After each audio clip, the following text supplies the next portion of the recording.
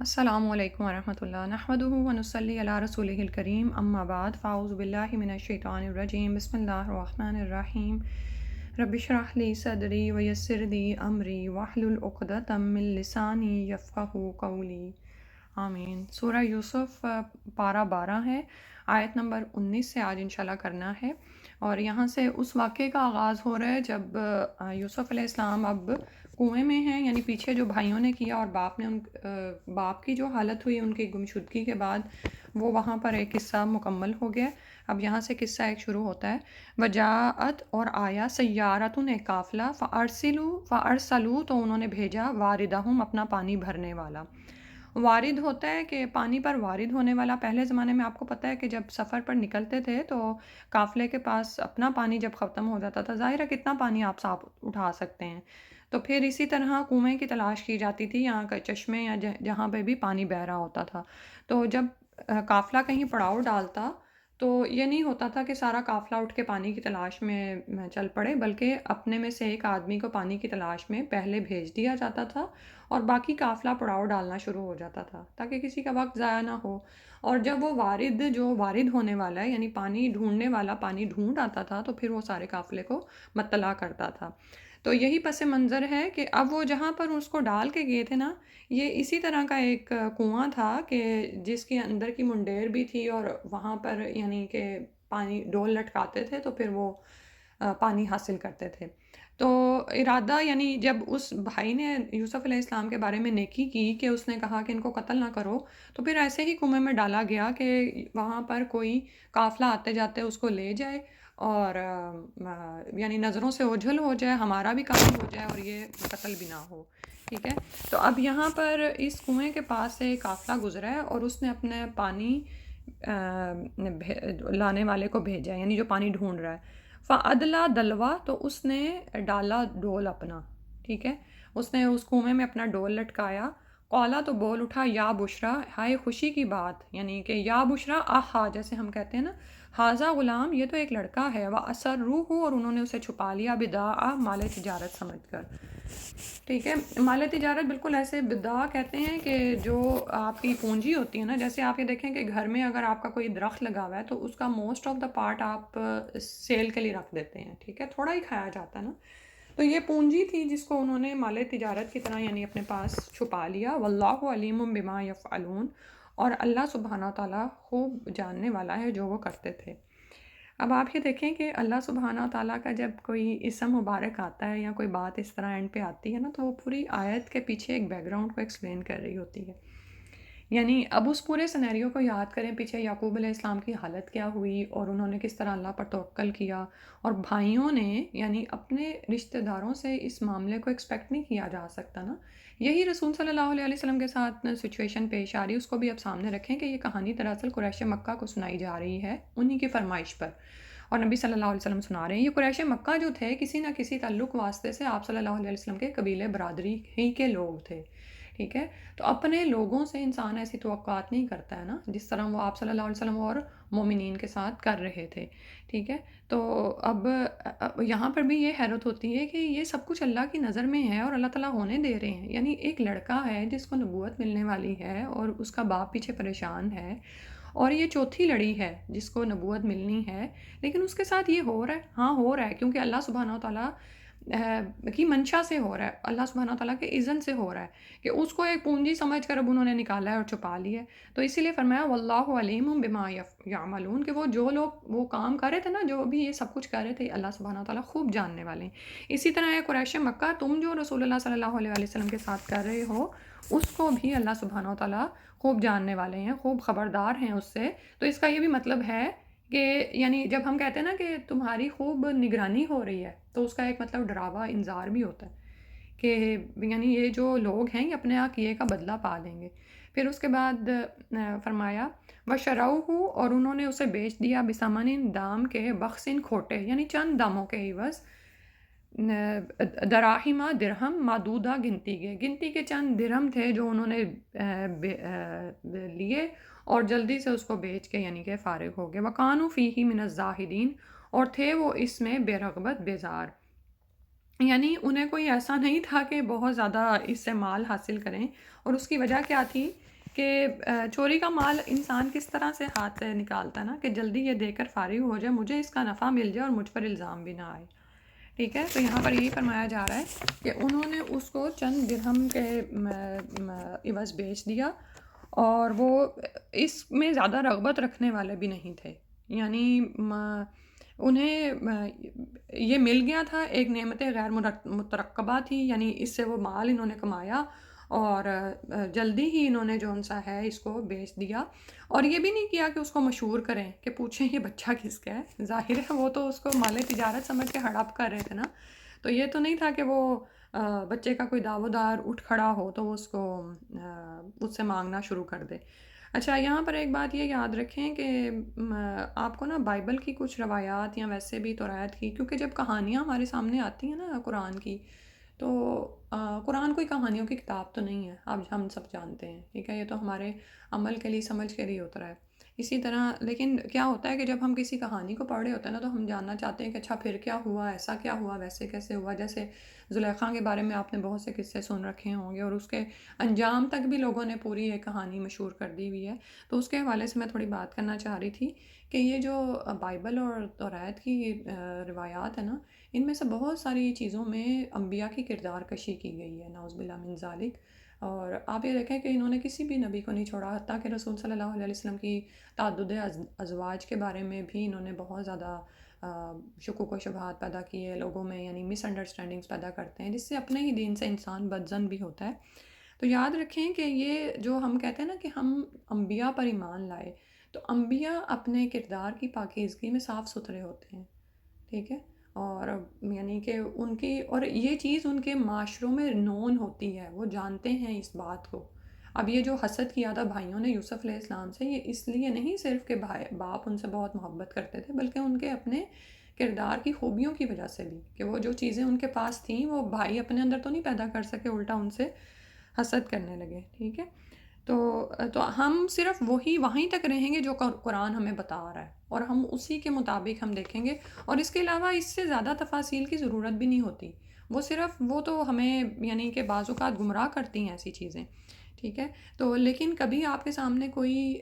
نبی کے بارے میں کوئی بات کرے، تو یہ، اور بلکہ نبی کے تو بہت بڑا مقام ہے، اگر دنیا میں ہی آپ کے سامنے آپ کے کسی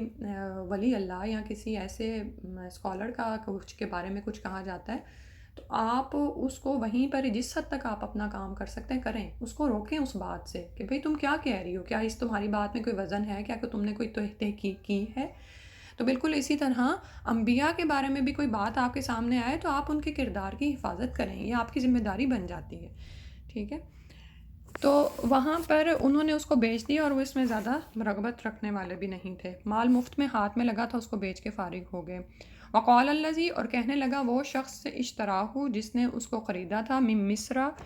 میں سے، لامرأتہ ہی اپنی عورت کو، اکرمی مثواہ کہ اس کو عزت سے رکھ، عسیٰ شاید کہ ان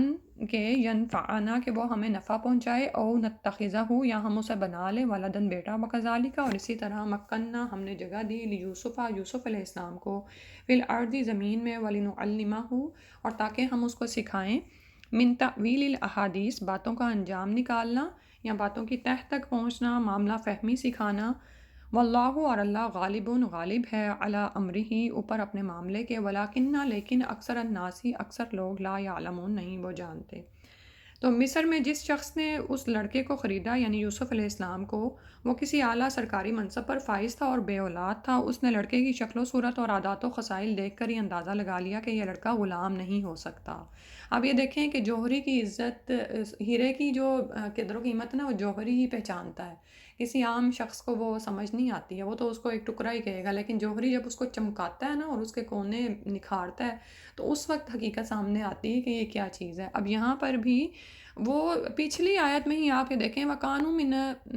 وہ کہہ رہے ہیں کہ وَقَانُوا فِيهِ مِنَ الزَّاهِدِينَ، کہ وہ اس میں رغبت بھی نہیں رکھتے تھے، وہ ان کو تو پتہ ہی نہیں تھا کہ یہ کس کو، یعنی نبی کو بازار میں بیچا جا رہا ہے، اور انہوں نے چند درہم لیے اور فارغ ہو گئے۔ لیکن یہاں پر اس نے اپنی بیوی سے کہا اکرمی مثواہ، اس کو اچھا ٹھکانہ دے، عسیٰ ان ینفعنا او نتخذہ ولدا، ہو سکتا ہے کہ ہم اس کو یہ ہمیں نفع پہنچائے یا ہم اسے اپنا بیٹا بنا لیں، یعنی کسی غلام کو کوئی بیٹا نہیں بناتا، کیونکہ وہ ایک کردار کی وہ ہوتی ہے نا، نسل کس کی ہے یہ دیکھا جا رہا ہوتا ہے۔ تو یہاں پر اس نے پہچان لیا کہ یہ لڑکا غلام نہیں ہو سکتا، یہ تو کسی معزز خاندان کا فرد ہے جسے حوادث زمانہ نے یہاں تک پہنچا دی ہے۔ تو اس نے سارے گھر کا انتظام اور کام کاج سیدنا یوسف علیہ السلام کے سپورٹ کیا، اور بیوی سے کہا کہ اسے غلام نہ سمجھو بلکہ ایک فرد سمجھو، عزت و وقار سے رکھو، یہ ہمارے لیے بہت فائدہ مند ثابت ہوگا، اور کیا پتہ کہ ہم اسے اپنا منہ بولا بیٹا ہی بنا لیں۔ ٹھیک ہے، تو یہاں پر عزیز مصر کا کردار سامنے آ رہا ہے کہ بڑا بصیرت والا شخص ہے، اور جب لوگوں کی فراست کا ذکر آتا ہے نا تو 3 لوگوں کا ذکر آتا ہے، عزیز مصر، شعیب علیہ السلام کی بیٹی، اور ابو بکر رضی اللہ عنہ۔ ٹھیک ہے، اب عزیز مصر نے جو یہ معاملہ کیا یوسف علیہ السلام کے ساتھ، اور شعیب علیہ السلام کی بیٹی نے اپنے باپ کو جو مشورہ دیا تھا، اب آپ یہ دیکھیں کہ ایک بیٹی باپ سے کہہ رہی ہے کہ مجھے لگتا ہے کہ یہ، اور اس نے بھی کیا دیکھا تھا، اس نے دیکھی تھی موسیٰ علیہ السلام کی طاقت، جب انہوں نے لوگوں کو ہٹا کر ڈول سے پانی نکالا، اور دوسرا ان کی جو تھی وہ غیرت دیکھی تھی، اور ان کا یعنی کہ عورتوں کے معاملے میں انداز دیکھا تھا کہ وہ یعنی ظاہر ہے اس کو نظر آ گیا تھا کہ وہ مجھے نہیں دیکھ رہے اور نہ ہی مجھ سے کوئی لالچ رکھتے ہیں، اور بے رغبتی دیکھی تھی ان کی کہ اللہ پر وہ توکل کیے ہوئے ہیں۔ ٹھیک ہے، تو اسی طرح ابو بکر رضی اللہ عنہ کا جو اہم فیصلہ تھا اپنی زندگی میں، تو انہوں نے بے شمار فیصلے کیے، لیکن اپنے مرنے سے پہلے جو انہوں نے عمر رضی اللہ عنہ کو خلیفہ نامزد کیا۔ تو یہاں پر میں نے اس بات کو اس لیے بھی ایکسپلین کیا ہے کہ ہم لوگ نا اپنی طاقت کو استعمال بھی نہیں کر رہے ہوتے، یعنی میں کوئی جسمانی ذہنی طاقت کی بات نہیں کر رہی،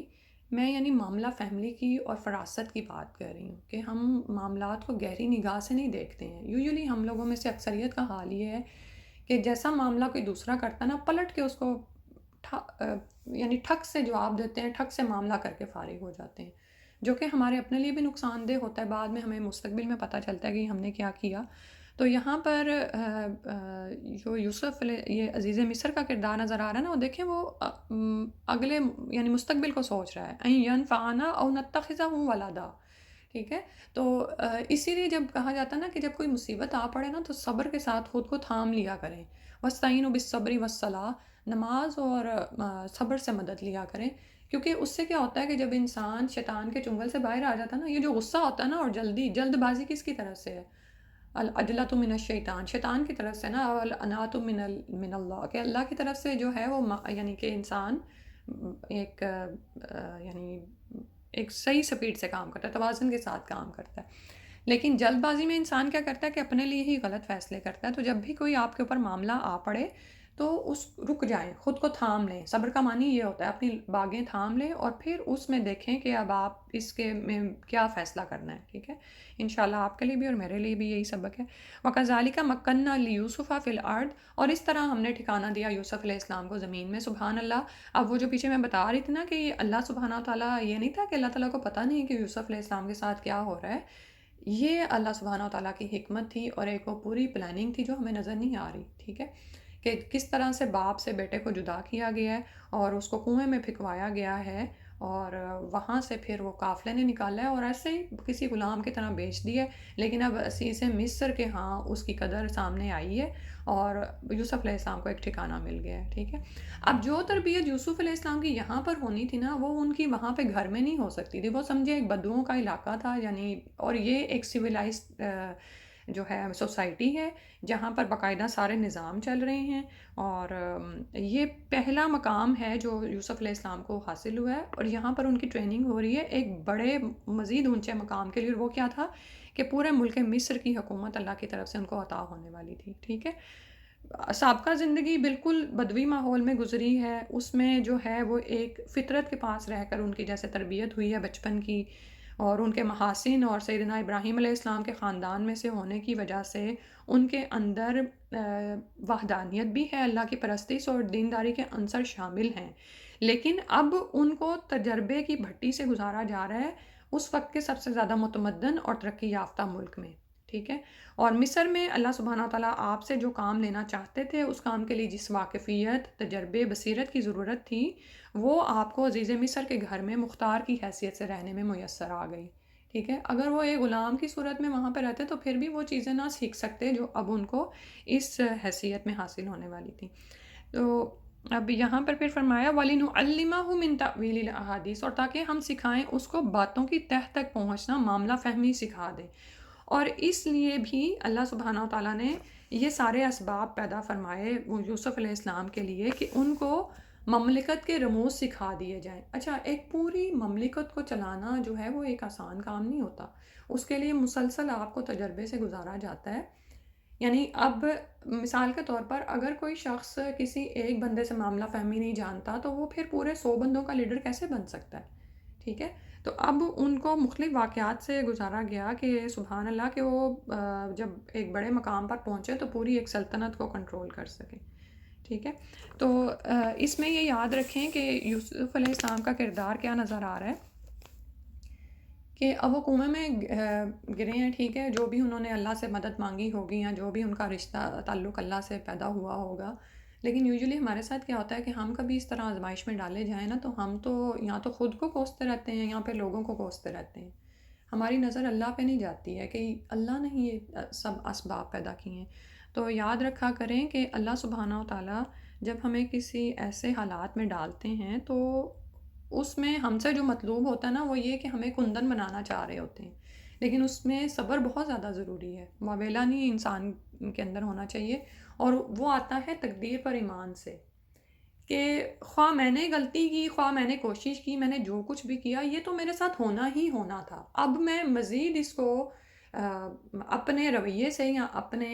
رد عمل سے خراب نہ کروں، بلکہ اس کو ہر ممکن صورت میں اس امتحان میں پاس ہونے کی کوشش کروں. ٹھیک ہے. تو فرمایا واللہ غالب علی امرہ، اور اللہ سبحانہ و تعالیٰ اپنے معاملے پر غالب ہیں. وہ خوب قدرت رکھتے ہیں اس بات پر کہ جو مرضی وہ کریں. ٹھیک ہے. اب یہ جو تھا کہ ہم تو دیکھیں تو ہم کہیں وہ صاف نظر آ رہا تھا کہ جھوٹ بولا ہے بھائیوں نے، اور یعقوب علیہ السلام نے کیسے اس معاملے کو جانے دیا، اسی وقت کیوں نہیں انہوں نے تلاش شروع کروا دی اور سب کچھ کیا اور یہ سارا کچھ. تو نہیں، یہ اللہ سبحانہ و تعالیٰ کی طرف سے ہونا تھا. اللہ تعالیٰ اپنے معاملے پر پورا غلبہ رکھتے ہیں، اور یہ ہوا پھر. وَلَٰكِنَّ أَكْثَرَ النَّاسِ لَا يَعْلَمُونَ، لیکن بہت سے لوگ علم نہیں رکھتے ہیں. بہت سے لوگوں میں اکثریت یعنی لوگوں کی ایسی ہی ہے کہ وہ معاملہ فہمی نہیں جانتی، اللہ تعالیٰ کی قدرت کو نہیں جانتی، اللہ کے فیصلوں پر راضی نہیں ہوتی. قضاء اور قدر کے جو معاملات ہیں وہ ہم شکوہ کرتے ہیں نا اس میں، اور فیصلوں کو اپنے ہاتھ میں لینے کی کوشش کرتے ہیں، نعوذ باللہ من ذالک. تو فرمایا کہ وَلَٰكِنَّ أَكْثَرَ النَّاسِ لَا يَعْلَمُونَ، کہ اکثر لوگوں کے وہم و گمان میں بھی نہیں یہ باتیں آتی کہ اللہ سبحانہ و تعالیٰ یہ حالات کیوں پیدا کر رہے ہیں. وَلَمَّا بَلَغَ أَشُدَّهُ، اور جب وہ پہنچا اپنے رشد کی عمر کو، یعنی یوسف علیہ السلام، آتَيْنَاهُ حُکْمًا وَعِلْمًا، تو اللہ سبحانہ و تعالیٰ نے ان کو حکمت اور علم عطا فرمایا. وَكَذَلِكَ نَجْزِي الْمُحْسِنِينَ، اور اسی طرح ہم محسنین کو یعنی احسان کرنے والوں کو جزا دیا کرتے ہیں. مفسرین کے قول کے مطابق آپ 17 سال کی عمر میں مصر پہنچے اور 3 سال کے لگ بھگ عزیز مصر کے گھر میں رہے. اسی دوران اللہ تعالیٰ نے آپ کو قوت فیصلہ اور حکمرانی کے اصول بھی سکھا دی اور علم بھی عطا فرمایا. یہ بڑی کریٹیکل ایج ہوتی ہے جس میں یہ سب عمل ہوا ہے نا، کیونکہ آپ کے بھی کچھ بچے ہوں گے جو ٹین ایج سے گزر کے پھر 20 میں انٹر ہوتے ہیں. تو آپ یہ دیکھیں کہ یہ جو سکھانے کا ایک ہوتا ہے نا، یہ والا پیریڈ بہت ہی اہم ہے. اور کیونکہ اب سائنس بھی آپ کو پروف کر کے بتاتی ہے کہ یہ جو 16 17 سے لے کر 21 22 تک کی جو ایج ہے نا بڑی کریٹیکل قسم کی ہوتی ہے. ٹھیک ہے. تو لیکن اس میں جو انسان سیکھتا ہے اور جس نہج پہ چل پڑتا ہے نا، پھر وہ اس کو آگے وہ پھر اس کو پریکٹیکلی اس کو کام آتا ہے. ٹھیک ہے. تو اللہ سبحانہ و تعالیٰ نے یہ سب کچھ ان کو عطا فرمایا. علم سے مراد عموماً وحی کا علم ہی ہوتا ہے، اور ایسا علم اللہ سبحانہ و تعالیٰ بعثت سے پہلے ہی انبیاء کے دل میں ڈال دیتا ہے. جیسے میں آج کل سیرت کا تھوڑا مطالعہ کر رہی تھی، آپ کے بھی علم میں ہوگا کہ نبی صلی اللہ علیہ وسلم جب مبعوث ہوئے ہیں رسالت کے عہدے پر، یا پہلے نبی بنے پھر رسول بنے، تو اس سے پہلے ہی رسول اللہ صلی اللہ علیہ وسلم نے کبھی یعنی شرک نہیں کیا، کبھی بتوں پر چڑھائی ہوئی نیاز کا کھانا نہیں کھایا، کبھی بتوں کو نہیں پکارا مدد کے لیے. حتیٰ کہ گانے بجانے کی محفلیں یا اس طرح کی جو بھی محفلیں ہوتی تھیں اس سے بھی اللہ سبحانہ تعالیٰ نے ان کو محفوظ رکھا. تو یہاں پر اسی علم کی بات ہو رہی ہے کہ ہے تو وحی الہی، لیکن یہ بعثت سے پہلے بھی انبیاء کے دل میں اللہ تعالیٰ ڈال دیتے ہیں. تو اسی وجہ سے انبیاء کی زندگی نبوت سے پہلے بھی بے داغ اور پاکیزہ ہی ہوتی ہے. ٹھیک ہے، رسول صلی اللہ علیہ وسلم کے زمانے میں بھی کچھ ایسے لوگ تھے نا جو کہ حنیف تھے، ابو بکر انہی میں سے ایک تھے، ٹھیک ہے، یعنی وہ ابراہیم علیہ السلام کے دین کی بچی کچھ روایات پر عمل کر رہے تھے، وہ مردار نہیں کھاتے تھے، وہ جیسے شرک نہیں کرتے تھے، بتوں کے میلوں میں حاضر نہیں ہوتے تھے، بتوں پر ڈالی ہوئی نظر نیاز نہیں کھاتے تھے. تو وَكَذَلِكَ نَجْزِي الْمُحْسِنِينَ، اور اسی طرح ہم احسان کرنے والوں کو جزا دیا کرتے ہیں. اور یہاں پر احسان کا خاص طور پر ذکر آیا ہے، اور احسان اللہ کے معاملے میں احسان ہم پڑھتے ہیں نا کہ کیا ہوتا ہے کہ جب نماز میں آپ اللہ کو حاضر ناظر جانو، اور 2 درجے ہیں اس کے بھی ہم پڑھ چکے ہیں. اور دوسرا یہ کہ جب بندوں کے ساتھ احسان کا معاملہ آئے تو ان کے ساتھ وہ کرو جو آپ اپنے لیے پسند کرتے ہو، ٹھیک ہے. اب اب اس وقت جو تھا کہ یہ کر سکتے تھے، جو ان کے ساتھ ظلم کیا، بھائیوں نے ظلم ہی کیا نا، ان کو ان کے حق سے ہٹایا اور ان کو باپ سے دور کیا، کنویں میں پھینکا. لیکن دوسری طرف ہم دیکھتے ہیں کہ ان کا جو کردار ہے وہ ایک یعنی کہ بے داغ ہے، ٹھیک ہے. اور اس سے مجھے یہ بات بھی یاد آ رہی ہے کہ جب آپ کے ساتھ کوئی برا کرے نا تو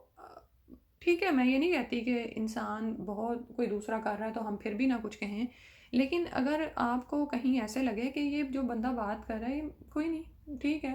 تو آپ اس کو اگنور کرنے کی کوشش کریں، ہر ممکن کوشش میں عفو و درگزر کو تھامے رکھیں. اس سے پتہ کیا ہوگا، وہ جو اس بندے نے کام کیا ہے نا، اگر اس کے دل میں خیر ہے یا وہ اچھا انسان ہے اور اس وقت اس سے غلطی ہوگی اور آپ کو اس نے بے عزت کیا یا آپ کے ساتھ بدتمیزی کی، تو وہ خود ہی سمجھ جائے گا، ٹھیک ہے. اور وہ اس کا معاملہ اللہ کے ساتھ ہے، خود ہی بعد میں. لیکن آپ نے اگر اس وقت کچھ نہیں نہ کیا ہوگا تو آپ کا دل بھی مطمئن ہوگا کہ میں نے تو کوئی بدتمیزی نہیں کی تھی نا جواباً، ٹھیک ہے. اور اسی طرح لیکن اگر آپ اس کی بدتمیزی کے جواب میں بدتمیزی کریں، اس کی بے عزتی کے جواب میں اس کی بے عزتی کر دیں، تو اب آپ نے بھی اپنا معاملہ خراب کر لیا نا، ٹھیک ہے. اب آپ بعد میں سوچیں گے، آپ کو لگے گا کہ شاید آپ کی طرف سے زیادتی ہو گئی، تو پھر آپ اللہ سے معافی مانگیں گے. تو یہ جو چیز ہے نا، یہ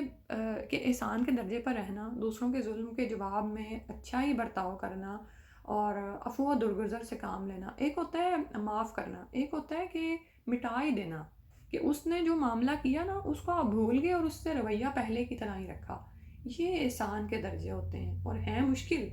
بہت مشکل ہیں. دیکھیں، ایک تو معاف کرنا بھی مشکل ہے لیکن وہ ہم کر دیتے ہیں، لیکن کیا ہوتا ہے کہ دوبارہ وہ شخص سامنے آتا ہے نا تو ہمیں وہ واقعہ یاد آ جاتا ہے یا ہم اس کو کچھ سنا دیتے ہیں. یہ عفو نہیں ہوتا. عفو کا مطلب تو ہوتا ہے کہ پھیر دینا، ٹھیک ہے. وہ جو ہم اب دعا پڑھیں گے رمضان میں، مجھے اب انکا فون تو حب العفو، اب مجھے اچھا ایسے پڑھتے ہوئے مجھے دعا بھول جاتی ہے. تو انشاءاللہ اس میں بھی آپ یہ دیکھیں کہ ہم اللہ تعالیٰ سے بھی یہی عفو چاہ رہے ہوتے ہیں نا. تو جب آپ ایسا احسان کا معاملہ لوگوں سے کرتے ہیں نا تو اللہ تعالیٰ ایسے ہی جزا بھی دیتے ہیں کہ کہاں پر آپ کو نیچے اتنے نچلے درجے پر گرا دیا جائے اور کہاں اللہ سبحانہ تعالیٰ آپ کو اٹھا کر اونچے مقام پر پہنچا دے. پھر فرمایا اب اگلی آزمائش شروع ہو گئی. وراوتہ، اور اسے پھسلایا، التی، اس عورت نے جو ہوا وہ فی بیتی ہے اس کے گھر میں تھی، ان نفسی ہی، اپنے آپ کو روکنے سے، وغلقت، اور اس نے بند کر دی، الابواب، دروازے، وقالت، اور کہنے لگی، حیتا لگ، آجا جلدی کر. حیتا یعنی آجا، یعنی اس نے اس کو یوسف علیہ السلام کو غلط کام کے لیے بلایا. قالا، یوسف علیہ السلام نے کہا، معاذ اللہ، اللہ کی پناہ، انہو، بے شک وہ، ربی، میرا مالک، احسنہ، بہت اچھا، مسوایا، اس نے مجھے رہنا سہنا دیا، انہو، بے شک وہ، لا یفلح الظالمون، نہیں فلاح پاتے ظالم. اچھا، اب یہاں پر عزیز مصر کے گھر میں قیام کے دوران یوسف علیہ السلام کو وہ سارے فوائد تو حاصل ہوئے جو ابھی بتائے ہیں، لیکن یہی دور آپ کے لیے آزمائش کا دور بھی تھا. آپ بہت خوبصورت تھے، پوری دنیا کا نصف حسن آپ کو عطا کیا گیا تھا، غیر شادی شدہ تھے، نوخیز جوانی تھی ابھی جیسے ان کی عمر بتائی ہے نا. دوسری طرف عزیز مصر کی بیوی جوان تھی، بے اولاد تھی، اور وہ اپنے پورے یعنی حسن کے ساتھ، پوری رعنائیوں کے ساتھ اپنے آپ کو آپ پر پیش کرتی ہے، ٹھیک ہے. اور اس نے پھسلایا آپ کو، یعنی اپنی طرف بلایا اور دروازے بند کر لیے سارے، یعنی پورا ایک ماحول بنایا ہے. اب یہ دیکھیں کہ جہاں پر ایسا عورت خود پیش کر رہی ہے اپنے آپ کو، اس وقت بچنا کتنا مشکل ہوتا ہے. لیکن وہ کہنے لگے، معاذ اللہ، اللہ کی پناہ، میرا رب یعنی میرا مالک بہت اچھا ہے، اس نے مجھے اچھا ٹھکانہ دیا. اب یہاں پر اگر تو اشارہ عزیز مصر کی طرف ہے تو اس کی تعریف کریں کہ وہ تو میرا محسن ہے، اس نے مجھے اچھا ٹھکانہ دیا. اگر میں اس کے حق میں زیادتی کرتا ہوں، یعنی اسی کے حق میں ڈاکہ ڈالتا ہوں، تو یہ تو ظلم ہے، اور ظالم لوگ حقیقتاً فلاح نہیں پاتے ہیں، ٹھیک ہے. تو اب یہاں پر یوسف علیہ السلام کے وہی کردار کی پاکیزگی نظر آ رہی ہے، اور اور پھر یہاں پر اگر اللہ تعالیٰ کی طرف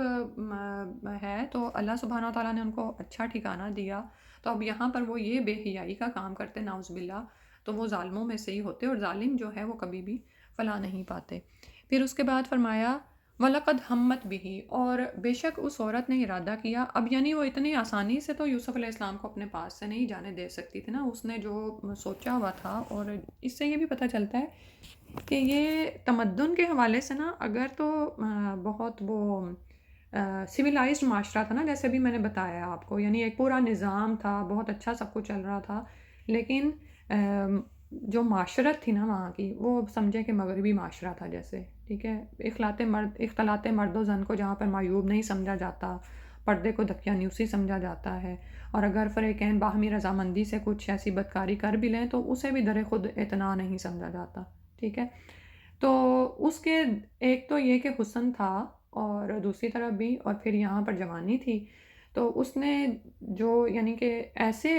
جذبات اس کے اندر پیدا ہوئے ہیں جو عشق تک جا پہنچے ہیں نا، اور اب وہ چاہتی ہے کہ ہر طرح سے اس کو حاصل کر لے، تو اس نے ارادہ کیا یوسف علیہ السلام کا، وَحَمَّا بِهَا، اور یوسف علیہ السلام بھی اس کا ارادہ کر لیتے، لولا ان رأى برہان ربی،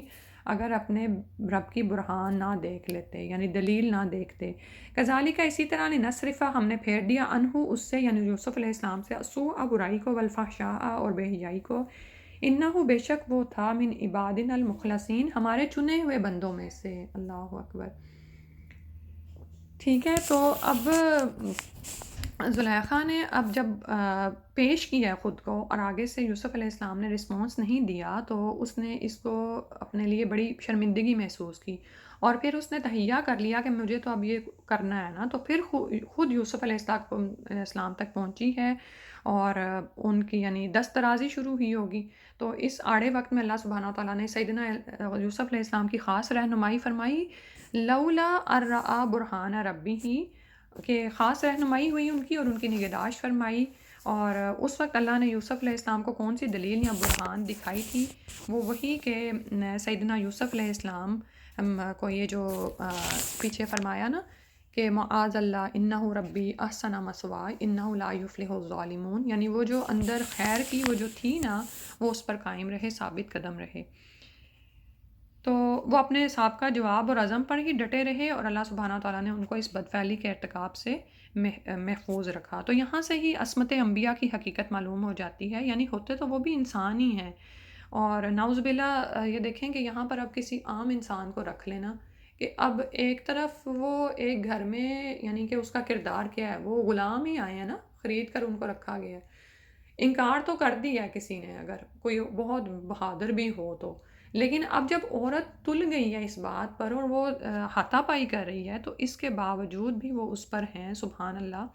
تو یہ اللہ کی طرف سے خاص وہ برہان ہے جو ان کو عطا کی جاتی ہے، یعنی یہ خیر و شر کی تمیز ہے جو ان کے اندر رکھی گئی ہوتی ہے، تو اللہ تعالیٰ انہیں ایسے کاموں سے بچائے رکھتے ہیں، اور اگر چھوٹی موٹی کوئی لغزش ہو جائے تو وہ بھی وہی کے ذریعے اصلاح کر دی جاتی ہے نا انبیاء کی، جیسے ہم آباسا وطولہ کے حوالے سے وہ پڑھتے ہیں نبی صلی اللہ علیہ وسلم کے بارے میں، ٹھیک ہے۔ اور کچھ لوگ یہ بھی کہتے ہیں کہ کچھ نے کہا کہ برہان دراصل یہ ایک فرشتہ تھا جس نے کچھ کہا، یا یوسف علیہ السلام کے سامنے ایک دم سے باپ کی شبیہ آئی تھی، تو ہو بھی سکتا ہے جو بھی تھا وہ سنبھل گئے، کیونکہ آپ یہ دیکھیں نا کہ جب آپ کے سامنے ایسا کوئی ایک بچپن کی جو ماں باپ کی تربیت اور ان کی کوئی بات ہوتی جو آپ کے ذہن میں ہوتی ہے، ٹھیک ہے، تو جب آپ کسی ایسے معاملے میں جا پڑتے ہیں نا، تو ایک تو اللہ کا بھی خوف ہوتا ہے، اور اپنے جو آپ کے بڑے ہوتے ہیں نا جنہوں نے آپ کی تربیت کی ہوتی ہے اس کا بھی ہوتا ہے، ٹھیک ہے۔ تو جو بھی ہوا وہ اس میں اللہ سبحانہ تعالیٰ نے ان کو محفوظ فرمایا، اور اس طرح سے اللہ تعالیٰ نے ان سے برائی اور بے حیائی کو پھیر دیا، ٹھیک ہے۔ اب یہ السوء اور فحشاء جو ہیں اسی برائی کے لیے آئے ہیں، زنا وغیرہ کے لیے،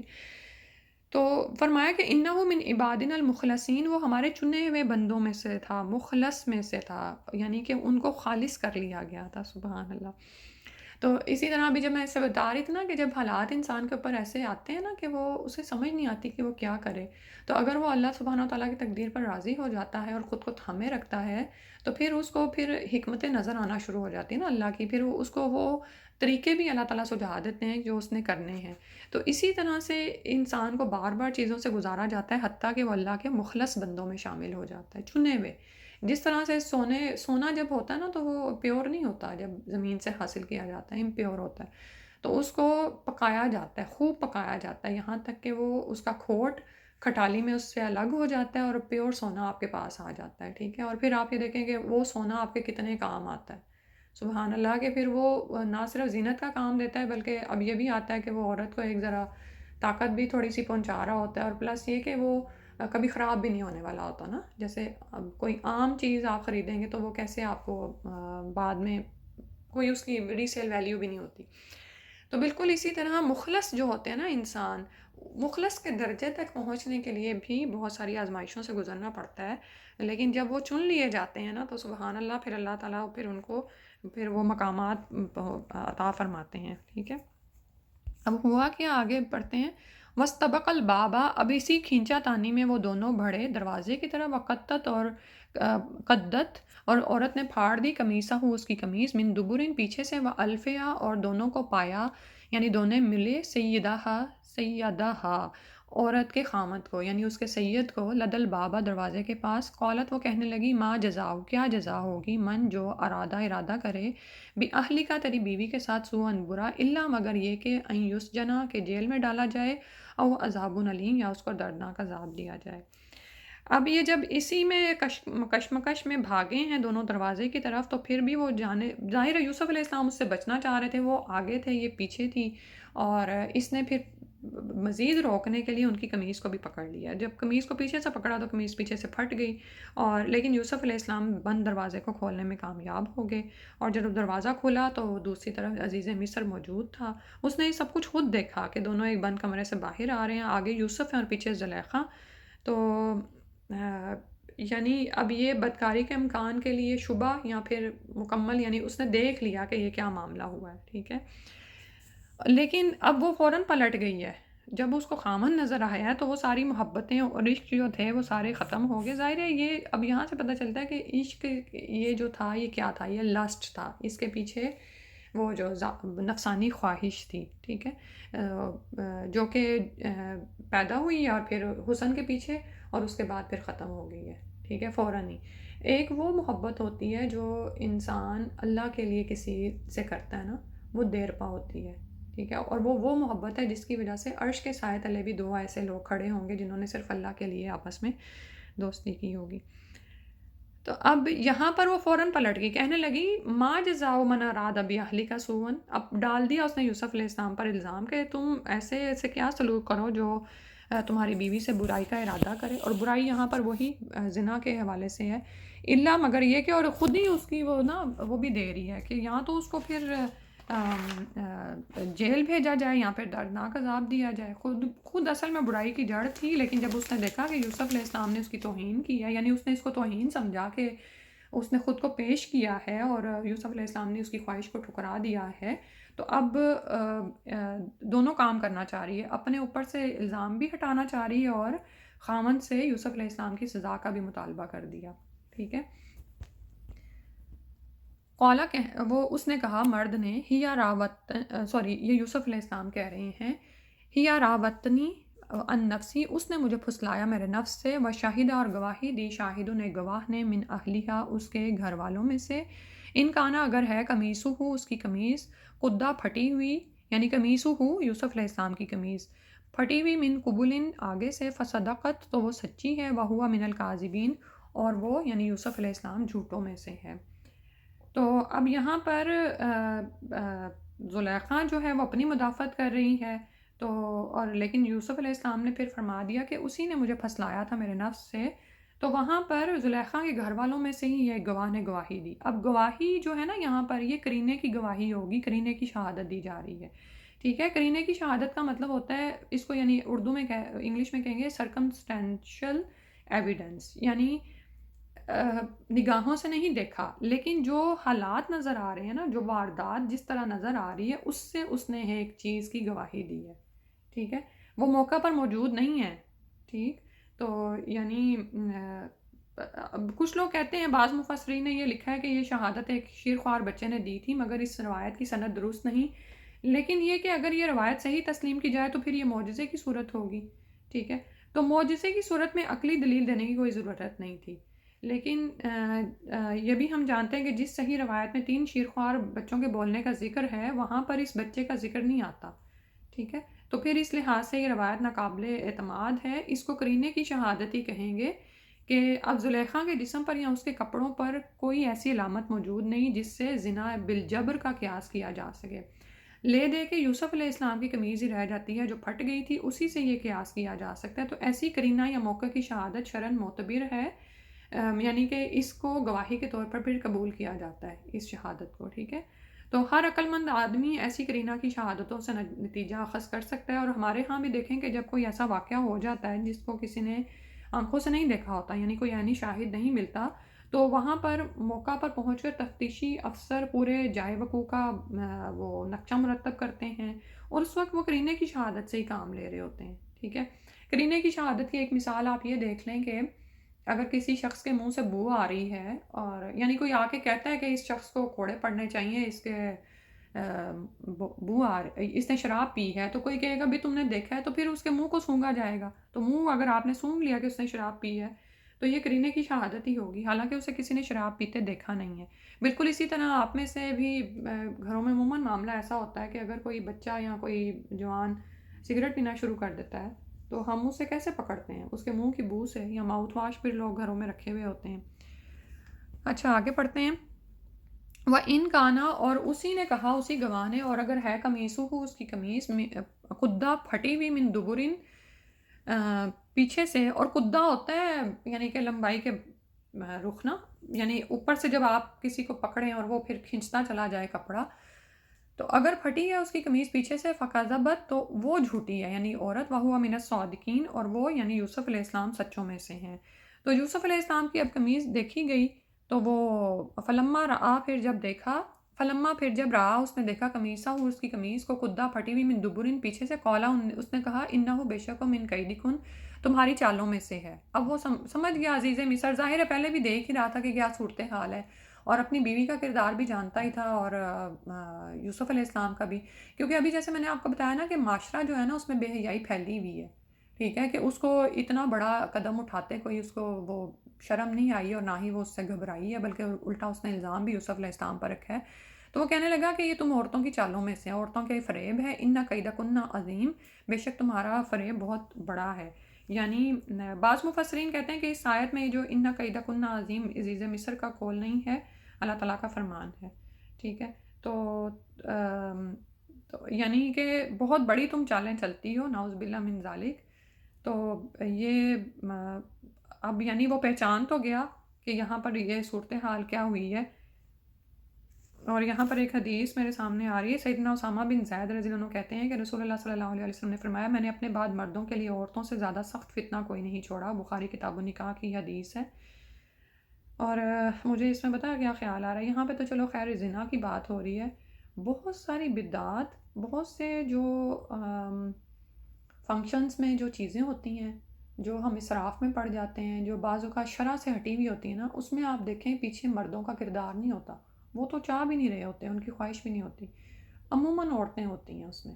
ٹھیک ہے؟ تو اس میں اب یہ دیکھنا ہے کہ ہمارا کیا کردار ہے۔ جیسے عائشہ رضی اللہ عنہ کو، یعنی یہ عورتوں میں ایک چیز رکھی گئی ہے، اس پر ہم قابو پا سکتے ہیں، ٹھیک ہے؟ تو جیسے عائشہ رضی اللہ عنہ کو نبی صلی اللہ علیہ وسلم نے فرمایا کہ ابو بکر سے کہو امامت کرا دیں، نزا کا عالم طاری ہے، آخری دن ہے رسول صلی اللہ علیہ وسلم کے،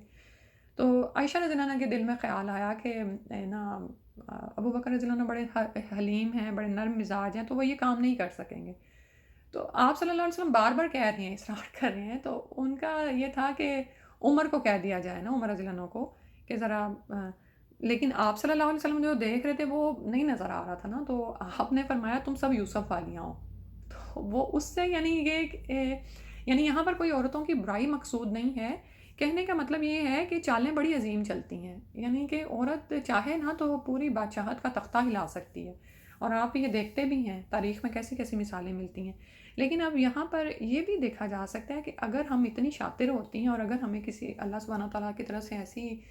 یعنی وہ عقل ملی ہوئی ہے، تو ہم اس کو پازیٹیو وے میں بھی تو یوز کر سکتے ہیں نا۔ تو اور پھر یہ کہ کبھی اگر کوئی ایسا معاملہ ہمارے سامنے آئے کہ جس میں ہمیں اپنی خواہش پر قابو پانا ہے، جیسے ابھی کسی فنکشنز وغیرہ ہی کی بات ہو رہی تھی، تو اس میں معاملات کو ہم کیوں نہیں مردوں کے سپرد کر دیتی ہیں؟ ہم کیوں چاہتی ہیں کہ ہم بھی اس میں اپنی ضرور ہی ماریں اور پھر ضرور ہی اسراف اور اس سب کی طرف جائیں نا۔ پھر اس کے بعد فرمایا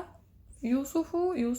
عارض عن ھذا، اس سے اعراض کرو، اس کو جانے دے، واستغفری، اور عورت سے کہنے لگا اور تو بخشش طلب کر لذنبک کا اپنے گناہ کے لیے، انکا کنتی من الخاطئین، تو ہی خطا کاروں میں سے ہے، یعنی غلطی تم ہی نے کی ہے۔ یعنی اب وہ ظاہر ہے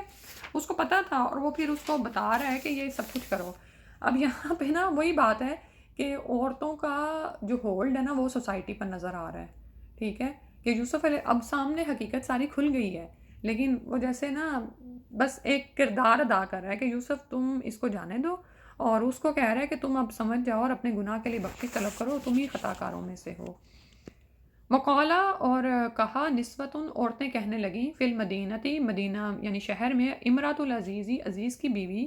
تراود فتاحا، کہ وہ اپنے غلام کو پھسلاتی ہے، ان نفسیہا، اس کے نفس سے، قد شغفہا، جگہ پکڑ گئی ہے، حبن، اس کی محبت، یعنی اس کے دل میں اس کی محبت جگہ پکڑ گئی، انا لنراہا،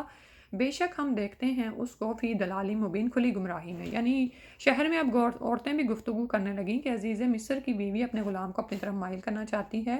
اس کی محبت اس کے دل میں گھر کر گئی ہے، ہم دیکھتی ہیں کہ وہ صریح گمراہی میں ہے، ٹھیک ہے، یعنی ہمارے نزدیک تو وہ صریح غلطی کر رہی ہے۔ اب اس سے کیا پتہ چل رہا ہے کہ یہ جو عورتوں مردوں کا جو سکینڈل تھا اور یہ سارا کچھ تھا نا، یہ معاشرے میں ایک عام چیز تھی، یہ کوئی بڑی چیز نہیں تھی، یعنی ایک بات ہوئی ہے عزیز مصر کے گھر میں اور وہ باہر پھیل گئی ہے، اور وہ پھر اس کو لے کے عام باتیں ہو رہی ہیں ان کے مجالس میں نا، ٹھیک ہے۔ اب اس پہ بھی آ کے دیکھیں کہ یوسف علیہ السلام کی بیوی کو کوئی شرمندگی نہیں ہے، وہ آگے ہمیں نظر آ رہی ہے، یعنی اوورآل ایک بے حیائی کی پکچر نظر آ رہی ہے۔ فلما، پھر جب اس نے، سمیت، سنا، بمکری ہنہ، ان کے چالوں کو، یعنی ان کی باتیں سنی، ارسلت، اس نے بھیجی، علیہن، ان کی طرف، یعنی دعوت کا پیغام بھیجا، وآتدت، اور اس نے تیار کیا، لہنہ، ان کے لیے، عدد سے ہے نا، گن گن کے رکھی چیزیں کہ یہ کرنا ہے وہ کرنا ہے، متکان، ایک تکیہ لگانے کی جگہ، یعنی ایک مجلس قائم کی، وآتت، اور لائی، کل واحدتن، ان میں سے ہر ایک میں، آتت، اس نے دی، کل واحدتن، ان میں سے ہر ایک کو، منہن، ان میں سے، سکینن، ایک چھری، وقالت، اور کہنے لگی، اخرج، نکلا، یعنی یوسف علیہ السلام کو، علیہن، ان پر، فلما، پھر جب، رأینہ، انہوں نے دیکھا اس کو، یعنی یوسف علیہ السلام کو، اکبرنہ، انہوں نے اس کو بڑا سمجھا، یعنی ان پر اس کا روب چھا گیا، جیسے بتایا نا کہ کتنے حسین و جمیل تھے یوسف علیہ السلام۔ وقطعنا، اور انہوں نے کاٹ لی ہے، ایدیہن، اپنے ہی ہاتھ، یعنی پھلوں پر چڑھنے والی چھریاں اپنے ہی ہاتھوں پر چل گئیں، وقلنا، اور کہنے لگی، ہاشا، پناہ، للہ، اللہ کی، ما ھذا، نہیں ہے یہ، بشرن، کوئی انسان، یعنی یہ تو فرشتہ ہی معلوم نہیں، انسان ہی معلوم نہیں ہوتا، ان ھذا، نہیں ہے یہ، الا، مگر، ملکن کریم، ایک بزرگ فرشتہ، یعنی خوبصورتی کی جو انہوں نے پھر اس کی مثال پیش کی کہ یہ تو انسان لگتا ہی نہیں، یہ تو کوئی فرشتہ ہے جو یہاں پر آ گیا ہے۔ اور یعنی یہاں پر اب حسن کا وہ جو نظارہ دیکھا ہے یوسف علیہ السلام کے، تو اس قدر بے خود ہوئی ہیں کہ چھریاں پھلوں پر چلنے کے بجائے اپنے ہاتھوں پر چلائیں۔ اور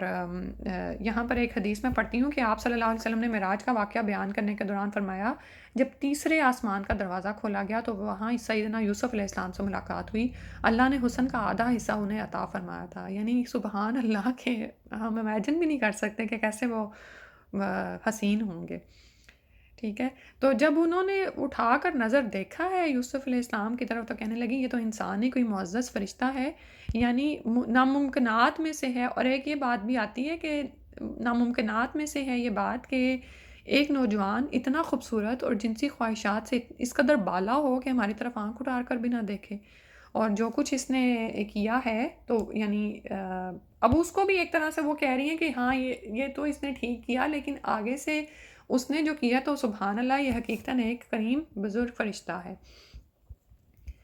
قالت وہ کہنے لگی فذالکن الذی یہ ہے وہ جس کے لیے لم تننی تم مجھے ملامت کر رہی تھی فیہ اس کے بارے میں، وَلَقَدْ رَاوَدتُّهُ اور تحقیق میں نے اس کو پھسلایا عن نفسی اپنے نفس سے، فاستعصم تو اس نے اپنے عصمت کی حفاظت کی، اس نے بچا لیا، ولا علم اور البتہ اگر نہیں یفعل وہ کرے گا ما آمرہ جو میں اس کو حکم دیتی ہوں، لا یسجنن تو ضرور جیل بھیجا جائے گا، ولا یقوناً یا پھر ہو جائے من الصاغرین بے عزت لوگوں میں سے۔ تو عورتوں کے یہ الفاظ اصل میں زلیخا کے اس معاملہ میں سچا ہونے کا اعلان تھے، تو وہ پھر فوراً بول اٹھی کہ دیکھا یہ وہی ہے جس کے بارے میں تم مجھے ملامت کر رہی تھی، اب تم لوگوں کے اپنے بھی کیا حال ہوا ہے کہ تم نے اپنی ہی جو پھلوں پر چلنے والی چھڑیاں تم لوگوں نے اپنے ہاتھوں پر چلائی ہیں۔ تو اب یعنی کہ خود کو جیسے یعنی کہ انسان جو غلط ہو اور وہ ایک غلط چیز سے دلیل لے کے اپنے آپ کو پھر وہ کر رہا ہے نا کہ میں تو ٹھیک ہی تھی، اب سر اٹھا کر کہنے لگی کہ بتاؤ بھلا میں اس معاملے میں کس قدر قصوروار ہوں، اب تو میں برملا کہتی ہوں کہ میں ہی ہوں جس نے اس کو اس کے نفس سے پھسلایا، لیکن اس میں خود یعنی کہ میرا کوئی قصور نہیں ہے، یعنی جیسے یہ کہہ رہی ہے نا کہ یہ ہے ہی اتنا حسین، لیکن یہ فستا سما کہ اس نے اپنی حفاظت کی اور یہ بچا لیا اس نے، لیکن ابھی بھی میں اس سے باز نہیں آئی، وَلَئِن لَمْ يَفْعَلْ مَا آمُرُهُ اگر اس نے وہ نہیں کیا جس کا میں اس کو حکم دیتی ہوں تو پھر اختیار تو میرا ہی ہے، میں لایس جننا میں اس کو جیل بھجوا دوں گی یا پھر وہ بے عزت ہونے والوں میں سے رہے گا یہاں پر۔ اب یہاں پر ہم غور کریں کہ یہ دور کس قدر ابتلا کا دور ہے، اور یوسف علیہ السلام کو ایک طرف وہ ساری عزت اور کرامت ملی ہے، لیکن کتنی بڑی آزمائش ہے، پہلے ایک عورت پیچھے پڑی تھی، اب سارے جہاں یعنی سارے شہر کی عورتیں آپ کے پیچھے ہیں اور ان کو اپنی طرف مائل کر رہی ہیں، اور شہر میں آپ کا زیادہ نہ چلنا پھرنا بھی مصیبت ہی بن گیا ہوگا۔ تو وہ خود کہنے لگے، قالا کہنے لگے ربی ہے میرے رب، السجن جیل احبو زیادہ محبوب ہے الیہ میری طرف، مما اس سے جو یدعوننی یہ بلاتی ہیں مجھے الیہ اس کی طرف، وَإِلَّا اور اگر نہیں تصرف تو نے ہٹایا نہ پھیرا انی مجھ سے قیدہن ان کے فریب کو، اسبو میں مائل ہو جاؤں گا علیہن ان کی طرف، وَأَكُم من الجاہلین اور میں جاہلوں میں سے ہو جاؤں گا۔ اب یوسف علیہ السلام نے خود دعا کی۔ آپ یہ دیکھیں کہ جب اخلاقی حالت اتنی خراب ہو چکی ہو معاشرے کی، اور مردوں کی اپنی حالت اتنی خراب ہو، جو یہاں پر عزیز مصر کے نظر آ رہا ہے، معاشرت کے حوالے سے میں بات کر رہی ہوں، ٹھیک ہے ملک وہ جیسا بھی چلا رہے تھے، جتنی بھی انہوں نے ترقی کی ہوئی تھی، لیکن معاشرت میں بے حیائی اور یعنی برائی کا کیا عالم تھا وہ یہاں سے نظر آ رہا ہے۔ تو انہوں نے اللہ سے ہی دعا کی کہ یا اللہ تو ہی مجھے اس دور ابتلا میں ثابت قدم رکھ سکتا ہے، اور جن مکاریوں کی طرف، جن بے حیائیوں کی طرف یہ عورتیں مجھے بلاتی ہیں، اس سے تو مجھے یہی زیادہ پسند ہے کہ مجھے جیل بھیج دیا جائے، ٹھیک ہے۔ تو یعنی ان طوفانوں کا مقابلہ کرنے کی مجھ میں ہمت نہیں، میں اس گندے ماحول سے یہی بہتر سمجھتا ہوں کہ قید کی مشقت گوارا کر لوں۔ جب کوئی قوم اخلاقی طور پر پست ہوتی چلی جاتی ہے نا، تو پھر وہاں وہ پھر زوال اس پر آ جاتا ہے، ٹھیک ہے۔ اب یہاں پر بھی آج ہم اس کے مقابل اپنے معاشروں کو دیکھیں، اور صرف ایک معاشرہ نہیں، یعنی یہ نہیں ہے کہ مغربی معاشرہ بلکہ اسلامی معاشروں کو بھی دیکھا جائے تو ہمارا بھی کیا حال ہے۔ موسیقی کو ہمارے بچے کچھ ایسے ہیں جو حرام بھی نہیں سمجھتے، ان کو پتہ ہی نہیں کہ یہ حرام ہے، اور وہ کس طرح ان کے جذبات کو انگیختہ کرتی ہے، کس طرح یہ چیزیں عام ہوتی چلی جا رہی ہیں۔ شاعری دیکھیں ہماری، اس میں بے حیائی ہے، ڈرامے ہیں، جو ساس بہو کے ڈرامے دیکھے جا رہے ہوتے ہیں نا، وہی زندگیوں میں عورتیں کر رہی ہوتی ہیں، کیونکہ یہاں پر عورتوں کی بات ہو رہی ہے نا۔ تو خدا را اگر کبھی بھی ابھی بھی آپ لوگ ان چیزوں میں پڑے ہوئے ہیں تو قرآن سے جڑ جائیں، یعنی کہ قرآن سے گائیڈنس لے کے پھر بھی انسان انٹرٹینمنٹ کے لیے ایسی چیزوں کو دیکھے۔ ہم کہیں بھی نا کہ ہم پر اثر نہیں ہوتا، ہم پر اثر ہوتا ہے، جو چال، جو مکاریاں، جو فریب ہم ڈرامے دیکھ دیکھ کے سیکھتے ہیں نا، ان کو ہم اپنی زندگی میں اپلائی کرتے ہیں۔ یہ کوئی یعنی کہ انڈرسٹوڈ بات ہے، جب ہم کسی کردار کو دیکھتے ہیں، کسی مظلوم کردار کو دیکھتے ہیں ٹی وی میں، ہم کہتے ہیں ہاں میں بھی مظلوم ہوں، مجھ پہ بھی ایسا ہی ظلم ہو رہا ہے، مجھے بھی ایسا ہی کرنا چاہیے جو یہ لڑکی اس ڈرامے میں کر رہی ہے۔ یا پھر ہم کسی ظالم کا کردار دیکھتے ہیں تو ہم اس ظلم کو کسی اور کردار پر فٹ کرنے کی کوشش کرتے ہیں، اس سے اپنا رویہ بدلتے ہیں، اس کے ساتھ بدتمیزی کرتے ہیں، حالانکہ ان ریئل میں وہ پکچر نہیں ہو رہی ہوتی، لیکن ہم ان ڈراموں کے اتنے تابع ہو چکے ہوتے ہیں کہ ہم وہی کچھ کر رہے ہوتے ہیں۔ اگر آپ نہیں دیکھتے اپنے بچوں کو ان چیزوں سے بچائیں. وہ جو کچھ دیکھتے ہیں وہی کچھ آپ کے اوپر. یعنی میں نے دیکھا کہ میں دیکھ رہی تھی کہ میری بچی کے نا زبان میں کچھ ایسی چیزیں آ رہی تھیں، وہ ایسا کچھ بولتی تھی. تو پھر مجھے بڑی بیٹی نے بتایا کہ یہ آج کل یہ والے کارٹونز دیکھ رہی ہے. تو وہ یعنی کہ وہ چیزیں اس کی روزمرہ لینگویج میں آنا شروع ہو جاتی ہیں. ٹھیک ہے، اللہ سبحانہ و تعالیٰ اس سے محفوظ فرمائے. اور یعنی کہ ہم یہ دیکھیں نا اسکینڈلز، ان کو کیسے مرچ مسالہ لگا کر زبان زد عام کیا جاتا ہے آج ہمارے معاشرے میں، اور ہم ان میں پڑ جاتے ہیں. اچھا بھلا ہم اپنا کام کرنے کے لیے کوئی ڈیوائس کھولا ہے اور ہم وہ دیکھ رہے ہیں. اب یہاں پر بھی اخلاقی پستی کا حال بتایا جا رہا ہے نا، یہ معاشرتی حالت جو تھی کہ وہ عورتوں کو اس نے کھلے عام ایک دعوت دی ہے، اور عورتیں اس بات میں کوئی شرم بھی محسوس نہیں کر رہی، اور الٹا اس کو جیسے ہلا خیری دے رہی ہے نا کہ ہاں بھی تم ٹھیک ہی تھی، یہ ہے ہی ایسا کہ اس پر کوئی بھی فدا ہو جائے. استغفر اللہ. تو اب اس معاشرے میں بعض اوقات جب آپ ان تمام چیزوں سے بچنا چاہتے ہیں نا، تو آپ کے دل سے واقعی ایسی ہی فریاد نکلتی ہے جو یوسف علیہ السلام کے دل سے نکلی کہ یا اللہ میں تو سمجھتا ہوں کہ عید کی مشقت ہی اچھی ہے. تو کبھی آپ کو لگے نا کہ بہت زیادہ مجالس میں جانا اور ان سب چیزوں کو دیکھنا آپ کو ایمان سے دور کرتا ہے، تو روکا کریں. یہ نہیں ہوتا کہ ہم خود کو یہ کہہ کہ ہر دعوت میں چل پڑیں کہ دعوت پر لبیک کہنا اللہ تعالیٰ کا فرمان ہے. اس میں یہ بھی دیکھا کریں کہ کیا آپ کی دین پر ایسی استقامت ہے کہ آپ جا کر ان خواتین کو بدل دیں جن کی دعوت میں آپ چلی گئی ہیں.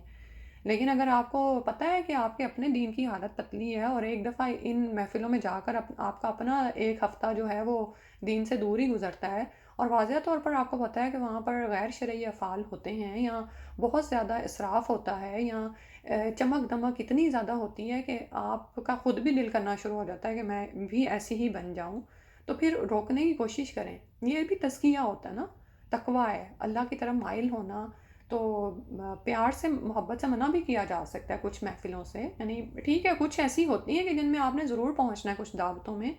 لیکن باہر معاشرے میں جو صورتحال ہے، اور پھر یہ کہ سارے بچوں کو لے کر بھی پہنچ جانا، تو بہت زیادہ شعوری طور پر خود کو بھی جگانے کی ضرورت ہے کہ ضروری نہیں ہوتا کہ ہر مسلمان سارے ہی شرعی اعمال کر رہا ہے، سارے ہی شرعی افعال کر رہا ہے. بہت ساری جگہوں پر آپ کو بھی ایسی مشکلات، ایسی آزمائشوں کا سامنا کرنا پڑتا ہے. اور خاص طور پر جیسے رمضان شروع ہو رہا ہے نا، تو میں تو کہوں گی کہ احب الیہ مما یدعوننی الیہ السجن احب الیہ، کہ اس وقت تو واقعی جو اعتکاف ہمیں ہے نا کہ اعتکاف بڑی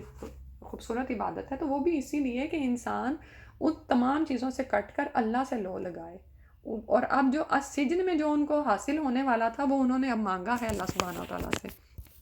ٹھیک ہے، اور کہہ رہے ہیں کہ یا اللہ اگر تو نے اس کو مجھ سے دور نہ ہٹایا تو میں ضرور ان کے فریب کی طرف مائل ہو جاؤں گا. جیسے بھی بات کی نا کہ ہم پر ماحول کا اثر ہوتا ہے، ہم نہیں کہہ سکتے کہ ہم مجھ سے بچ جاتے ہیں. دیکھیں خوشبو کے والے کے پاس جائیں گے نا تو آپ عطر کی خوشبو ہی لے کر گھر آتے ہیں، لیکن کسی دھونکنے والے کے پاس جائیں تو آپ کچھ نہ بھی کیا ہو، نہ آپ نے کوئی دھواں سینکا ہو، تو پھر بھی آپ کے کپڑوں سے دھوئیں کی بو آتی ہی ہے. تو انہوں نے کہا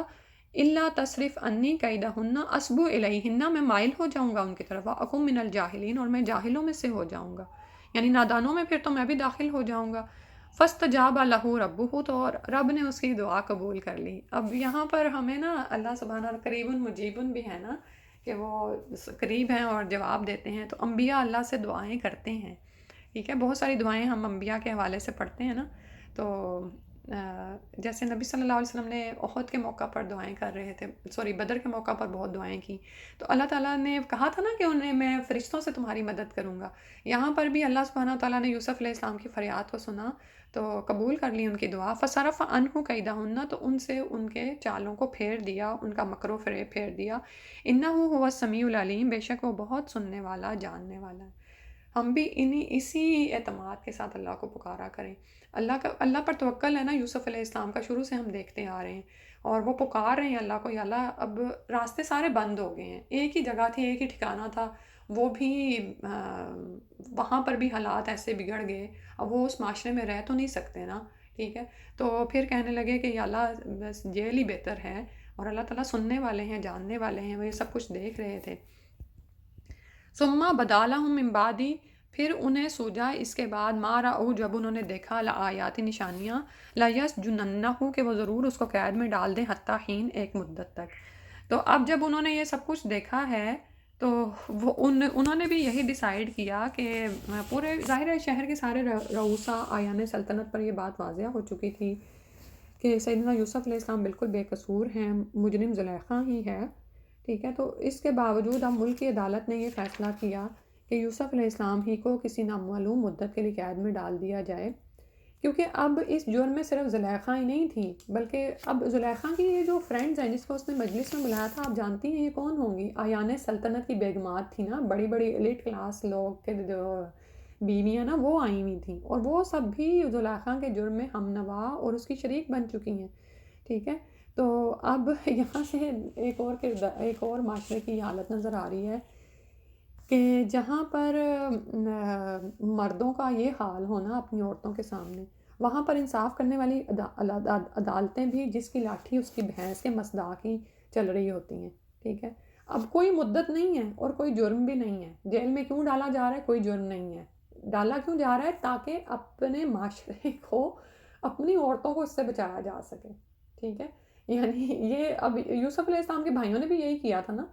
کہ بجائے یہ کہ اپنے کردار کو سنوار کے باپ کے معیار تک اس کی محبت کو حاصل کرتے، الٹا انہوں نے چاہا کہ یوسف علیہ السلام کو وہ اس کی جگہ سے ہٹا دیں تاکہ محبت ہمیں مل جائے۔ محبت تو پھر بھی نہیں ملنی تھی۔ اب یہاں پر بھی یہی صورتحال ہے کہ اپنے آپ کو نہیں سنوارنا، اپنے کردار کی اصلاح نہیں کرنی، بلکہ الٹا انہیں لگ رہا ہے کہ یوسف علیہ السلام کی وجہ سے یہ سارے فتنے بڑھتے چلے جا رہے ہیں، تو ان کو ہی نظر سے ہٹا دیا جائے۔ نہ کوئی ان کا جرم ہے، نہ کوئی مدت معلوم ہے، بس ایک نامعلوم مدت کے لیے، حتی حین تک کے لیے ان کو وہاں پر ڈال دیا جائے۔ تو یہاں تک کہ حتی حین یعنی مائنڈ میں ان کا یہ تھا کہ مصلحت یہ سوچی گئی کہ جب تک لوگ اور بالخصوص یہ عورتیں یوسف علیہ السلام کو بھول نہ جائیں، اس وقت تک یوسف علیہ السلام کو قید میں رہنے دیا جائے۔ تو سیکھنے کی بہت ساری باتیں ہیں، بہت اچھا انشاءاللہ سبق یاد کیجیے گا، جو بھی تفاسیر آپ پڑھتی ہیں وہاں سے بھی اس کا خوب مطالعہ کیجیے گا، اور عمل کے حوالے سے اس میں ہم انشاءاللہ پوائنٹ نکالیں کہ سب کچھ یہ، اور اس میں پھر وہ بات بھی آ جاتی ہے کہ اس وقت ہمارے معاشروں کی کیا حالت ہے اور اس میں ہمیں کیا کردار ادا کرنا ہے، اور سب سے بڑھ کر تو یہی کہ اپنے عمل پر ہم انشاءاللہ توجہ دیں۔ سبحانک اللہم و بحمدک، نشہد ان لا الہ الا انت، نستغفرک و نتوب الیک۔ السلام علیکم ورحمۃ اللہ وبرکاتہ۔